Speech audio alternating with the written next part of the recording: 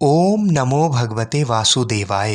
जय श्री राधे कृष्ण मित्रों, स्वागत है आपका अपने चैनल गुरुवाणी में। मित्रों, आज हम वैशाख मास महात्म्य के छठे अध्याय के प्रथम भाग को सुनेंगे। तो आइए भगवान श्री लक्ष्मी नारायण जी के चरणों का ध्यान करते हुए इस भाग की कथा को सुनते हैं। श्रुतदेव बोले, मेष राशि में सूर्य के स्थित रहने पर जो वैशाख मास में प्रातः काल स्नान करता है और भगवान विष्णु की पूजा करके इस कथा को सुनता है, वह सब पापों से मुक्त हो भगवान विष्णु के परम धाम को प्राप्त होता है। इस विषय में एक प्राचीन इतिहास कहते हैं, जो सब पापों का नाशक, पवित्र कारक, धर्मानुकूल, वंदनीय और पुरातन है। गोदावरी के तट पर शुभ ब्रह्मेश्वर क्षेत्र में महर्षि दुर्वासा के दो शिष्य रहते थे, जो परमहंस ब्रह्मनिष्ठ उपनिषदिघा में परिनिष्ठित और इच्छा रहित थे। वे भिक्षा मात्र भोजन करते और पुण्यमय जीवन बिताते हुए गुफा में निवास करते थे। उनमें से एक का नाम था सत्यनिष्ठ और दूसरे का तपोनिष्ठ। वे इन्हीं नामों से तीनों लोकों में विख्यात थे। सत्यनिष्ठ सदा भगवान विष्णु की कथा में तत्पर रहते थे। जब कोई श्रोता अथवा वक्ता न होता, तब वे अपने नित्य कर्म किया करते थे। यदि कोई श्रोता उपस्थित होता तो उसे निरंतर वे भगवत कथा सुनाते, और यदि कोई कथावाचक भगवान विष्णु की कल्याणमयी पवित्र कथा कहता, तो वे अपने सब कर्मों को समेटकर श्रवण में तत्पर हो उस कथा को सुनने लगते थे।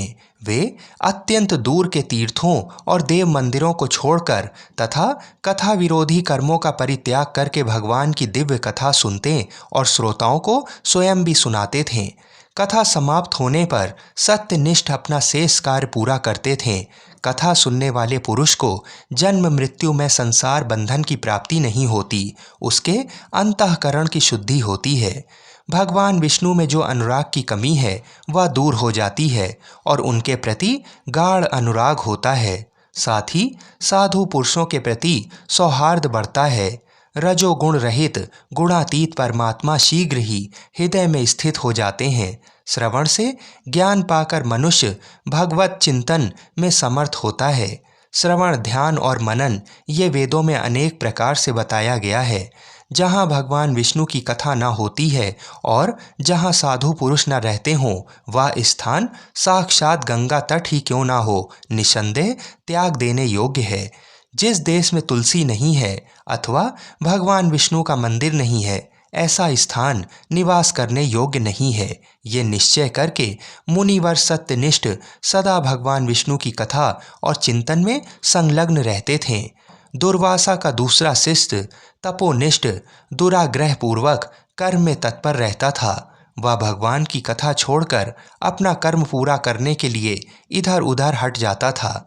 कथा की अवहेलना से उसे बड़ा कष्ट उठाना पड़ा। अंत तो गत्वा कथापरायण सत्यनिष्ठ ने ही उसका संकट से उद्धार किया। जहाँ लोगों के पाप का नाश करने वाली भगवान विष्णु की पवित्र कथा होती है, वहाँ सब तीर्थ और अनेक प्रकार के क्षेत्र स्थित रहते हैं। जहाँ विष्णु कथा रूपी पुण्यमयी नदी बहती रहती है, उस देश में निवास करने वालों की मुक्ति उनके हाथ में ही है। पूर्व काल में पांचाल देश में पुरुयशा नामक एक राजा थे, जो पुण्यशील एवं बुद्धिमान राजा भूरियशा के पुत्र थे। पिता के मरने पर पुरुयशा राज्य सिंहासन पर बैठे। वे धर्म की अभिलाषा रखने वाले, शूरता, उदारता आदि गुणों से संपन्न और धनुर्वेद में प्रवीण थे। उन महामती नरेश ने अपने धर्म के अनुसार पृथ्वी का पालन किया। कुछ काल के पश्चात राजा का धन नष्ट हो गया। हाथी और घोड़े बड़े बड़े रोगों से पीड़ित होकर मर गए। उनके राज्य में ऐसा भारी अकाल पड़ा जो मनुष्य का अत्यंत विनाश करने वाला था। पांचाल नरेश राजा पुरुयशा को निर्बल जानकर उनके शत्रुओं ने आक्रमण किया और युद्ध में उनको जीत लिया। तदनंतर पराजित हुए राजा ने अपनी पत्नी शिखणी के साथ पर्वत की कंदरा में प्रवेश किया। साथ में दासी आदि सेवक गण भी थे। इस प्रकार छिपे रहकर राजा मन ही मन विचार करने लगे कि मेरी ये क्या अवस्था हो गई। मैं जन्म और कर्म से शुद्ध हूँ, माता और पिता के हित में तत्पर रहा हूँ, गुरु भक्त उदार, ब्राह्मणों का सेवक, धर्मपरायण, सब प्राणियों के प्रति दयालु, देव पूजक और जितेंद्रिय भी हूँ। फिर किस कर्म से मुझे ये विशेष दुख देने वाली दरिद्रता प्राप्त हुई है? किस कर्म से मेरी पराजय हुई है और किस कर्म के फलस्वरूप मुझे ये वनवास मिला है? इस प्रकार चिंता से व्याकुल होकर राजा ने खिन्न चित्त से अपने सर्वज्ञ गुरु मुनि श्रेष्ठ याज और उपयाज का स्मरण किया। राजा के आवाहन करने पर दोनों बुद्धिमान मुनीश्वर वहां आए। उन्हें देखकर पांचाल प्रिय नरेश सहसा उठकर खड़े हो गए और बड़ी भक्ति के साथ गुरु के चरणों में मस्तक रख के प्रणाम किया। फिर वन में पैदा होने वाली शुभ सामग्रियों के द्वारा उन्होंने उन दोनों का पूजन किया और विनीत भाव से पूछा, विप्रवरों, मैं गुरु चरणों में भक्ति रखने वाला हूँ। मुझे किस कर्म से ये दरिद्रता, कोष हानि और शत्रुओं से पराजय प्राप्त हुई है? किस कारण से मेरा वनवास हुआ है और मुझे अकेले रहना पड़ा? मेरा ना कोई पुत्र है, ना भाई और ना हितकारी मित्र ही है। मेरे द्वारा सुरक्षित राज्य में ये बड़ा भारी अकाल कैसे पड़ गया? ये सब बातें विस्तार पूर्वक मुझे बताइए। मित्रों, आगे की भाग की कथा भी बड़ी रोचक है और उसे अवश्य सुने।